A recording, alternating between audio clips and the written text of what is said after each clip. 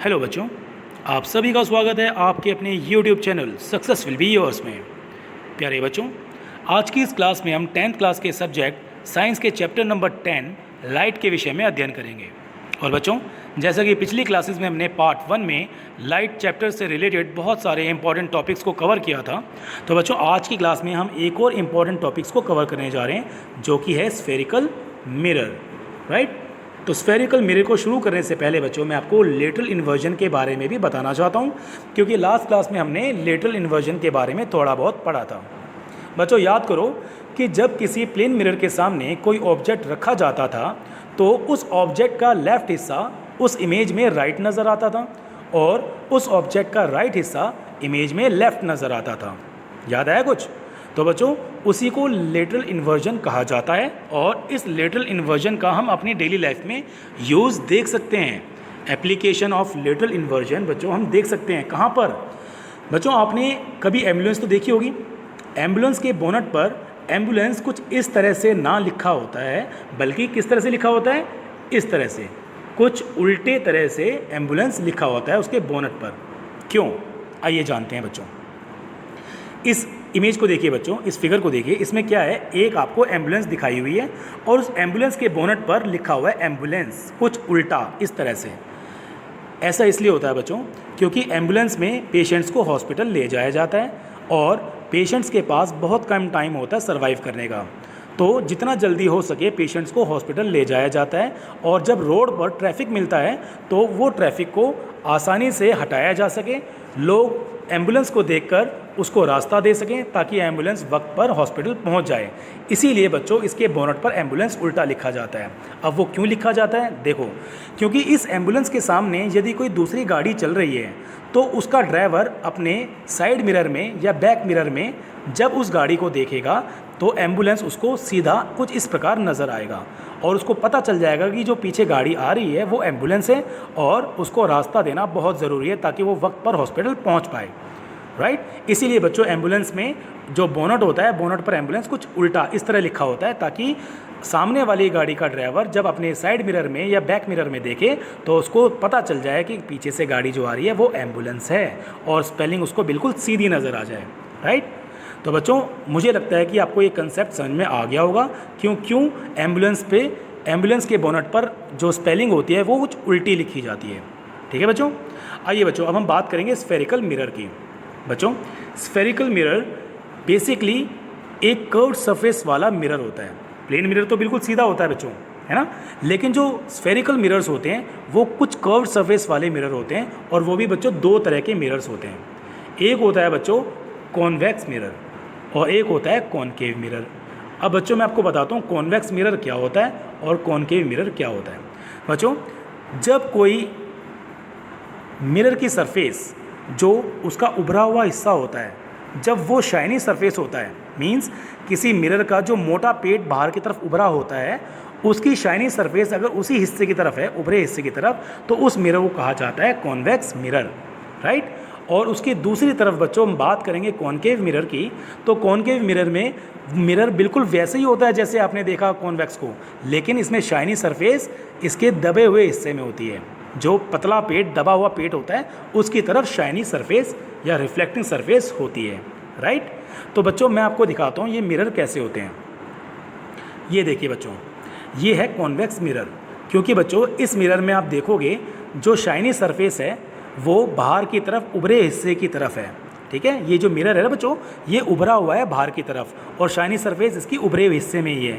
तो convex mirror में मैंने आपको वही बताया था कि बाहर की तरफ जो मोटा पेट होता है उस मिरर का, वही उसकी शाइनी सरफेस होती है और इसी को हम पहचान सकते हैं कि वो मिरर कॉन्वेक्स मिरर है। राइट। और दूसरा देखो बच्चों, ये मिरर आप देखोगे इसमें देखिए जो दबा हुआ हिस्सा है ना बच्चों, ये वाला जो दबा हुआ पेटा जो उसका पेट का हिस्सा है वही इसकी शाइनी सरफेस है ना। तो इस तरह से बच्चों आप कॉन्वेक्स मिरर में और कॉनकेव मिरर में आप अंतर कर सकते हो। ठीक है। तो ये है कॉन्वेक्स मिरर जिसमें पेट उभरा हुआ है और वो शाइनी सरफेस है इस मिरर की, और जिसमें मिरर का जो हिस्सा है, जो दबा हुआ हिस्सा है, वही उसकी शाइनी सरफेस होता है। ठीक है बच्चों। तो इस तरह से आप कॉन्वेक्स और कॉनकेव मिरर में अंतर या डिफरेंस कर सकते हो। राइट। तो चलो बच्चों आगे चलते हैं हम। बच्चों इसमें बताया हुआ है कि कॉन्वेक्स मिरर में जो रिफ्लेक्टिंग सरफेस होती है वो आउटसाइड होती है, कर्व्ड आउटसाइड। ये देखिए जो पेट बाहर निकला हुआ है, जो कर्व्ड है आउटसाइड, बाहर की तरफ जो कर्व है वही इसकी शाइनिंग सरफेस है। और कॉन्केव मिरर में जो रिफ्लेक्टिंग सरफेस होती है वो इनवर्ट कर्व्ड होती है, अंदर की तरफ जो कर्व्ड होता है वो शाइनी सरफेस या रिफ्लेक्टिंग सरफेस वो अंदर की तरफ होती है, राइट। तो यही होता है बच्चों डिफरेंस बेसिकली कॉन्वेक्स और कॉन्केव मिरर में। अब यहाँ पर बच्चों आपको एग्जाम्पल दिया हुआ है कॉन्केव मिरर का, ध्यान से देखिए बच्चों। इसमें आपको पता चल जाएगा कि किसी भी मिरर के मेन कंस्ट्रेंट पार्ट कौन कौन से होते हैं जो हमें पता होने चाहिए, राइट। तो यहाँ देखो बच्चों, आपको एक मिरर दिया हुआ है कॉन्केव MN, ठीक है। अब बच्चों होता क्या है, अगर मान लो कोई ग्लास फेयर है, ग्लास फेयर का एक सेंटर भी होता है। अब मान लो इस ग्लास फेयर को तोड़कर ये छोटा सा हिस्सा निकाल लिया जाए, तो ये जो हिस्सा होगा बच्चों यही होगा इसका कॉन्केव मिरर। और कॉन्केव मिरर इसका जो सेंटर है, सेंटर बच्चों उसका वही रहेगा, ठीक है। अब आगे बात करते हैं बच्चों कैसे कैसे और कौन कौन से मेन पॉइंट्स होते हैं। तो ये जो MN, ये जो अपैरेटस है, ये जो आप देख रहे हो कॉन्केव मिरर, इसका P पॉइंट, जहाँ पर ये सेंटर से लेकर P पॉइंट को मिलाने वाली जो लाइन है इसको बोला जाता है प्रिंसिपल एक्सिस, और ये पॉइंट P इसको बोला जाता है पोल, ठीक है बच्चों। तो प्रिंसिपल एक्सिस क्या हुआ, the line joining of the pole and the centre of curvature. तो ये C जो पॉइंट है ये होता है सेंटर ऑफ कर्वेचर और P पॉइंट होता है पोल, राइट। देखो बच्चों पोल में बता रखा है the centre of the spherical mirror, और ये स्फेरिकल मिरर का बिल्कुल सेंटर पॉइंट होता है। ये देखो बिल्कुल सेंटर में ये पॉइंट है और यही पोल होता है, जो कि सेंटर ऑफ कर्वेचर से जो लाइन इसको जोड़ रही होती है वो लाइन कहलाती है प्रिंसिपल एक्सिस, ठीक है बच्चों। चलिए आगे चलते हैं और क्या क्या दिया हुआ है इसमें। इसमें बच्चों सेंटर ऑफ कर्वेचर भी बताया हुआ है C पॉइंट। मैंने बताया था ना कि जो भी स्फेरिकल मिरर्स होते हैं उनका सेंटर ऑफ कर्वेचर हमेशा होगा। और ये सेंटर क्या होता है बच्चों, इसका यदि अगर हम एक मान के चलें कि ये स्फेरिकल मिरर होता, कुछ समथिंग पूरा स्फेयर होता, तो भी तो उसका सेंटर होता ना। तो यदि उस पूरे स्फेयर में से छोटा सा हिस्सा तोड़ लिया हमने तो भी उसका सेंटर तो माना जाएगा ना, तो वही इसका सेंटर ऑफ कर्वेचर होता है, राइट। अब आगे चलते हैं बच्चों। इसमें है रेडियस ऑफ कर्वेचर, मींस जो C से लेके P तक का जो डिस्टेंस होता है वो होता है रेडियस, और उसको बोला जाता है रेडियस ऑफ कर्वेचर।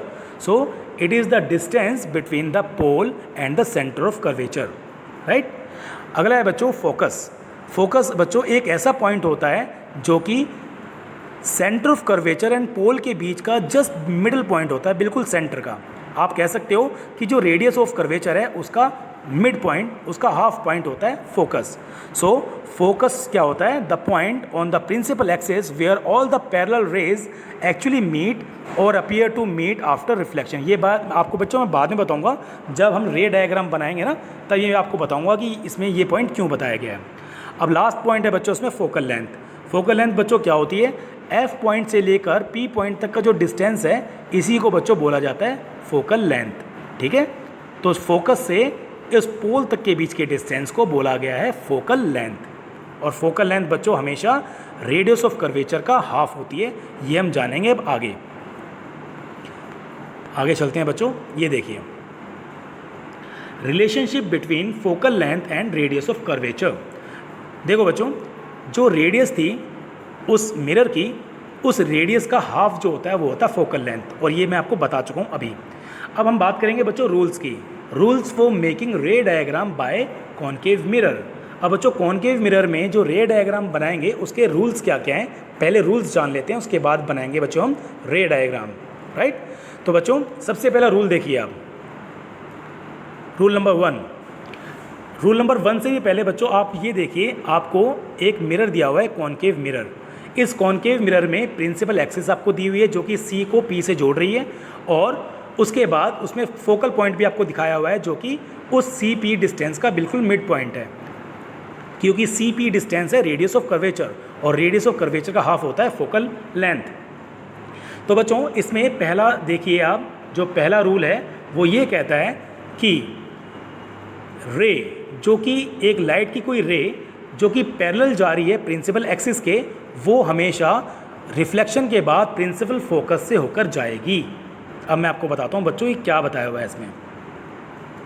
यहाँ देखिए बच्चों कोई लाइट रे है जो कि इस प्रिंसिपल एक्सिस जो आपको दी हुई है ना, प्रिंसिपल एक्सिस, इसके बिल्कुल पैरेलल कोई लाइट रे आ रही है, और वो जब इस मिरर पर टकराएगी तो वहाँ से टकराने के बाद रिफ्लेक्ट हो जाएगी, और रिफ्लेक्ट होने के बाद तब क्या होगा, ये देखिए लाइट रे आई जो कि बिल्कुल पैरेलल थी सीपी के प्रिंसिपल एक्सिस के, टकराने के बाद वो हमेशा फोकस से होकर जाएगी, प्रिंसिपल फोकस से होकर वो लाइट हमेशा रिफ्लेक्ट होने के बाद जाएगी। और क्या होता है बच्चों, जैसे आप ये मिरर देख रहे हो ना, इस मिरर का ये जो पॉइंट है और ये आप जो लाइन देख रहे हो ये होता है नॉर्मल, और नॉर्मल देखो बच्चों सेंटर ऑफ कर्वेचर से जा रहा है, ठीक है। अब इसके साथ जो एंगल बना रही है, आपको पता होगा बच्चों लॉ ऑफ रिफ्लेक्शन आपने देखा था कि कोई लाइट रे जब इंसिडेंट लाइट रे किसी मिरर पे पड़ती है तो उसके नॉर्मल के साथ एंगल बनाती है आई, एंगल ऑफ इंसिडेंस, और आफ्टर रिफ्लेक्शन एक एंगल बनाती हुई आगे चली जाती है, वो होता है एंगल ऑफ रिफ्लेक्शन, ठीक है बच्चों। आपको याद आ गया होगा, शायद पिछली क्लासेस में मैंने आपको ये बात बताई थी। तो जो लाइन जो लाइट रे बिल्कुल प्रिंसिपल एक्सिस के पैरेलल आ रही थी वो इस तरह से जाती है कि हमेशा प्रिंसिपल फोकस से होकर चली जाए, ठीक है। और ये एंगल आई और एंगल आर जो मैंने बताया वो दोनों हमेशा इक्वल होंगे, याद रखना। और किसी भी मिरर का जो नॉर्मल होता है वो हमेशा उसके सेंटर से होके जाता है, तो ये चीज़ आपको याद रखनी पड़ेगी बच्चों, ठीक है। उसके बाद देखो बच्चों point number 2, rule number 2, a ray passing through the principal focus of concave mirror will emerge parallel to the principal axis after reflection. ये बिल्कुल उल्टा पॉइंट है इसका, सेकंड वाला देखो बच्चों, ये जो पॉइंट बताया गया ये पहले वाले पॉइंट का उल्टा है। पहले वाले में आपने देखा कि जब कोई लाइट रे प्रिंसिपल एक्सिस के पैरेलल आती है तो वो रिफ्लेक्शन के बाद हमेशा फोकल लेंथ से होके जाती है, ठीक है, फोकल प्रिंसिपल फोकस से होके जाती है। लेकिन अगर कोई लाइट रे प्रिंसिपल फोकस से होके जा रही है तो आफ्टर रिफ्लेक्शन वो प्रिंसिपल एक्सिस के बिल्कुल पैरेलल होके चली जाएगी। ये दोनों बच्चों वाइस वर्सा हैं, एक दूसरे के अपोजिट हैं। आपको ये रूल बिल्कुल याद रखने पड़ेंगे बच्चों, बहुत इंपॉर्टेंट रूल है ये, ठीक है। अब देखो बच्चों तीसरे वाला रूल, थर्ड रूल में क्या बोला बच्चों इसमें कि a ray of light passing through the centre of curvature of a concave mirror is reflected back along the same path as it is a normally या नॉर्मल इंसिडेंस रे। अब देखो बच्चों मैंने आपको बताया कि जो रे सेंटर ऑफ कर्वेचर से पास होके जा रही है, इस तरह से सेंटर ऑफ कर्वेचर से होकर जा रही है जो रे, वो उसी पाथ से एक्चुअली वापस रिफ्लेक्ट होके वापस आ जाएगी, क्योंकि नॉर्मल है। ये जो नॉर्मल होता है ना 90 डिग्री, किसी भी सरफेस का 90 डिग्री, अगर मान लो कोई रे 90 डिग्री के साथ साथ आ रही है 0 डिग्री बनाती हुई, तो उसी एंगल के साथ वापस चली जाती है। आपको शायद याद आया होगा बच्चों, ये लॉ ऑफ रिफ्लेक्शन में मैंने आपको बताया था। तो यहीं पर देखो बच्चों, जब कोई रे में देखो बच्चों, जब प्रिंसिपल एक्सिस से कोई रे जाएगी तो बच्चों, प्रिंसिपल एक्सिस से कह रहा हूँ, जो सेंटर ऑफ कर्वेचर से कोई रे जाएगी तो आफ्टर रिफ्लेक्शन वो उसी पाथ से वापस आ जाएगी। यही थर्ड रूल इसमें बता रहे हैं बच्चों आपको, ये आपको समझने की ज़रूरत है। और फोर्थ पॉइंट देखो बच्चों, a ray incident obliquely to the principal axis of the concave mirror is reflected obliquely making equal angle. यहाँ देखो बच्चों, अगर मान लो ये आप ये डायग्राम देखिए, इसमें ये आपको मिरर दिया हुआ है, इस मिरर में ये प्रिंसिपल एक्सिस है।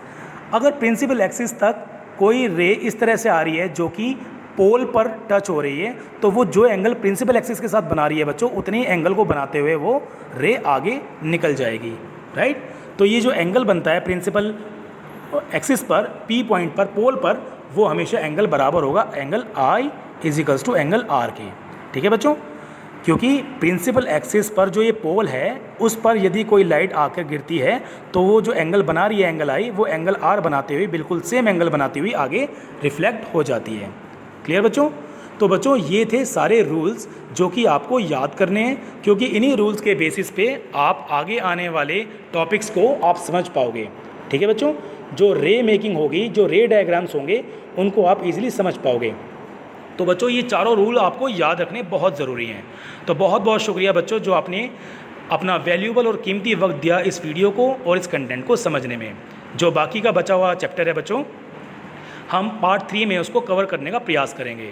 तो बच्चों आप जिस प्रकार बहुत मेहनत करते हो मेरी वीडियो को देखने के बाद उसको समझने की और बार बार लिखने के साथ, उसी तरह बच्चों मैं उम्मीद करता हूँ कि आज के कंटेंट को भी आपने समझा होगा और लिख लिख के आज इस कंटेंट की आप प्रैक्टिस करोगे, राइट। तो बहुत बहुत शुक्रिया बच्चों, थैंक यू सो मच।